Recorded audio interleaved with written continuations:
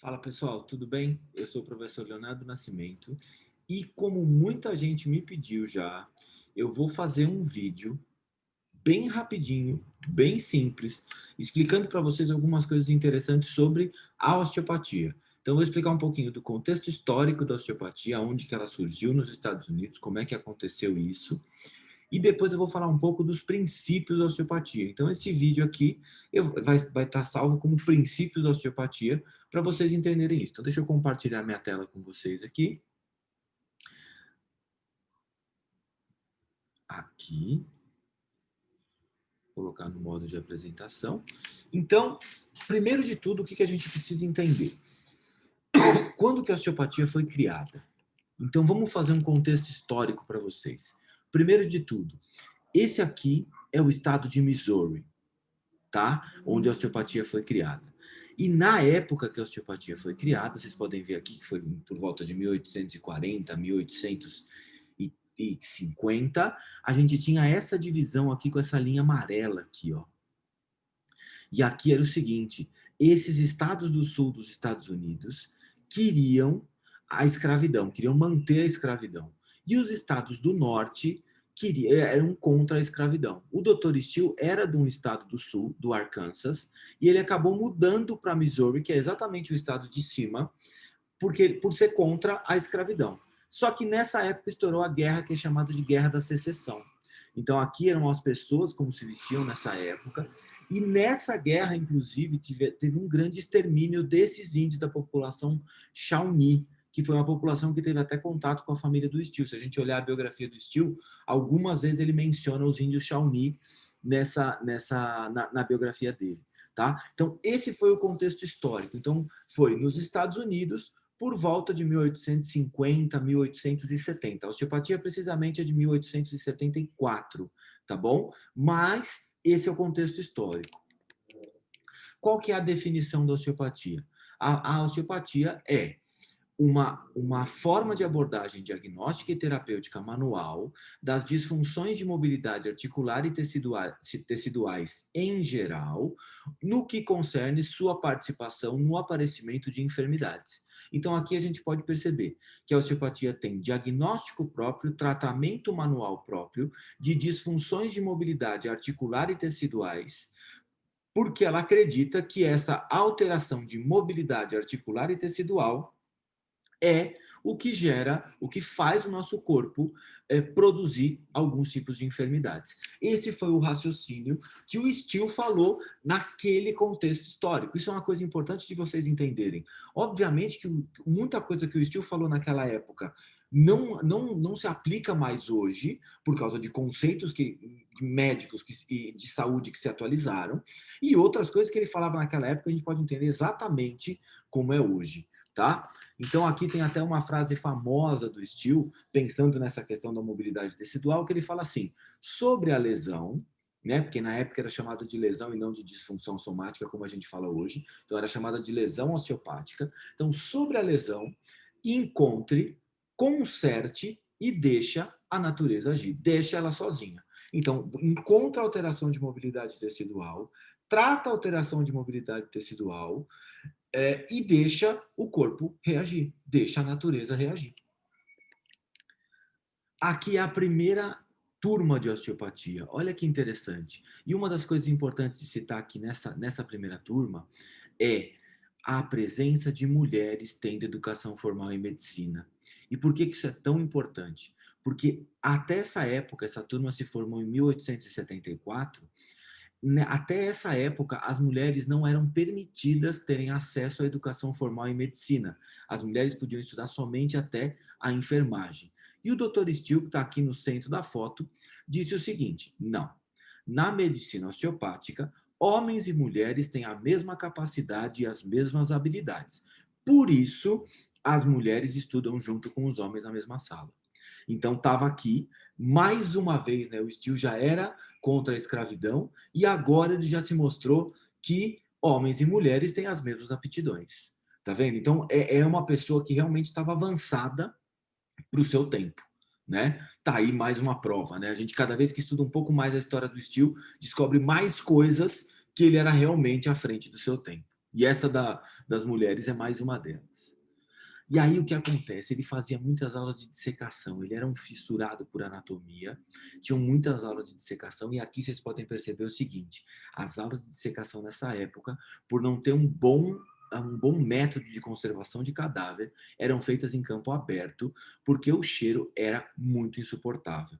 Alguns relatos históricos dizem que alguns cadáveres eram mantidos até no campo de beisebol da universidade, porque era um campo mais aberto que existia lá para eles poderem ter as aulas lá nas arquibancadas numa certa época.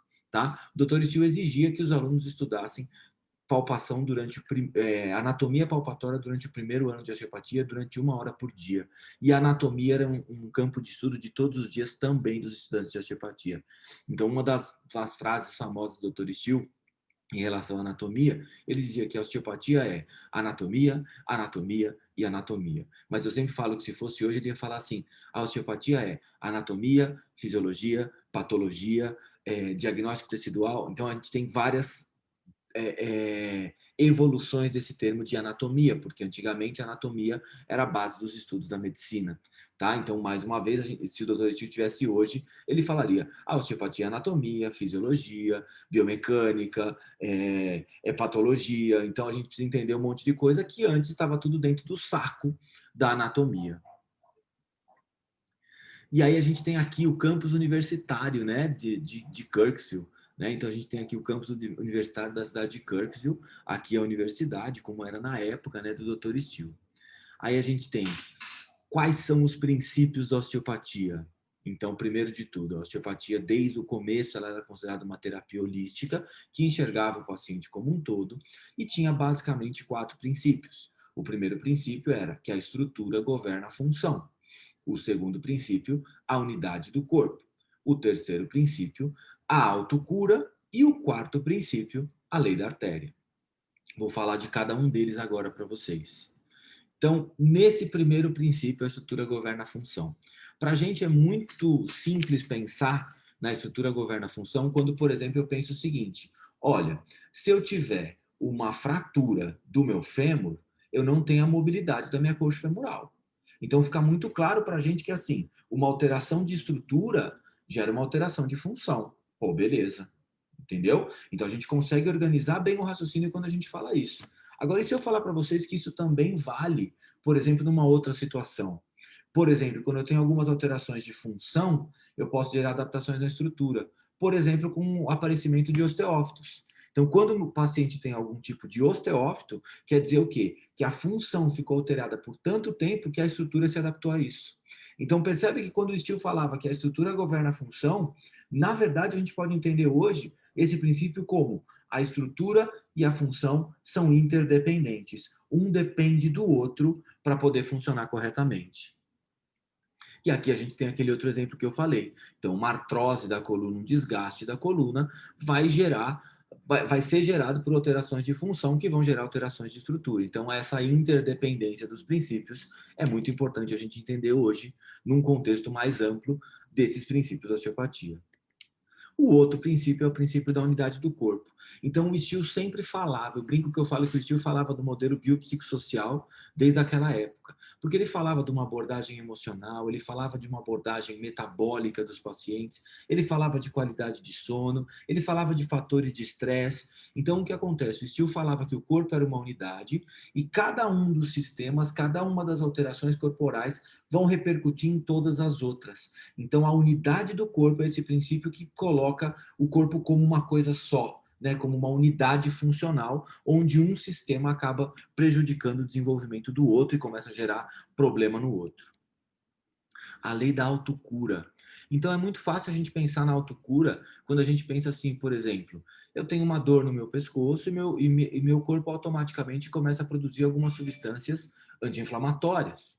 Né? Então, ele começa a produzir analgésicos, ele começa a produzir antibióticos. Então, naturalmente, o meu corpo tem células de defesa e essas células de defesa fazem uma produção de analgésicos, anti-inflamatórios, antibióticos, antipiréticos, para tentar buscar sempre o equilíbrio funcional desse corpo. Então, a autocura nada mais é do que o nosso corpo tem uma capacidade natural de se autocurar. E o que eu preciso fazer?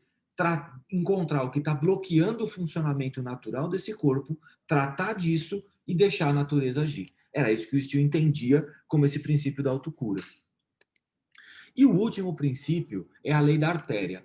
Em alguns estudos, em algumas associações, em algumas escolas de osteopatia mais modernas, esse princípio da lei da artéria já não está sendo mais utilizado, tá? Por quê? Porque na época do Steele, ele não tinha um bom conhecimento do sistema vascular, do sistema linfático, do sistema glinfático. Então, a gente não tinha um bom conhecimento da circulação de fluidos do corpo. Mas o que o Steele falava? O Steele falava o seguinte, que o nosso corpo funciona como um rio.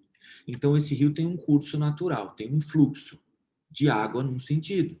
Se alguma coisa bloqueia esse fluxo num sentido, automaticamente o que vai acontecer é que vai começar a gerar um acúmulo de toxina, uma alteração no curso natural desse rio. Então, o Dr. Steele entendia que os nossos vasos, o nosso sangue, o nosso líquor e até os nossos capilares linfáticos tinham que ter uma circulação natural nesse corpo, como se fosse esse rio. E se algum motivo fizesse essa circulação estar bloqueada de alguma forma, eu tinha um terreno mais propício para o aparecimento de enfermidades. Então, é isso que a gente entende nesse princípio da lei da artéria. Mas, como eu falei para vocês, o conhecimento do sistema vascular, do sistema linfático e do sistema linfático não era comum nessa época, não existia nessa época esse tipo de estudo. Então esse princípio foi meio que abolido por algumas escolas de osteopatia. Obrigado. E o seguinte, vou deixar uma frase para vocês do Steele para a gente poder terminar esse vídeo. Para obter bons resultados, a gente deveria nos brindar com nos brindar nós mesmos e viajar em harmonia com as leis da natureza. Então, entender a osteopatia, como o Steele entendia, muitas vezes é simplesmente você olhar como é que a natureza funciona, como é que o corpo naturalmente está funcionando, e a partir do momento que você percebe qual é o funcionamento natural desse corpo, você consegue perceber o que está causando as enfermidades nesse corpo. Beleza? Espero que vocês tenham gostado dessa aula de princípio da osteopatia, na minha visão, tá bom? Beijo e até a próxima.